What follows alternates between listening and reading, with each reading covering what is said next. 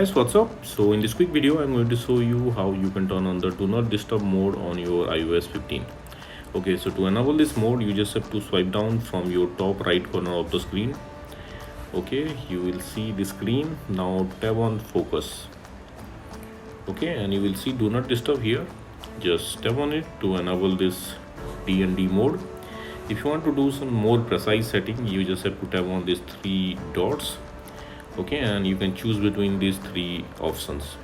Okay, for more detailed settings, just tap on settings. This is the D&D page.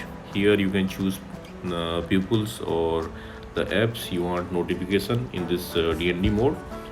Okay, for more precise setting of home screen, you can go there. You can choose hide notification pages. You can choose custom pages where this will work. Likewise, okay, likewise you can go to lock screen and you can see, you can select silence notification on lock screen. Likewise, and if you want to disable this D&D mode, just make it disable.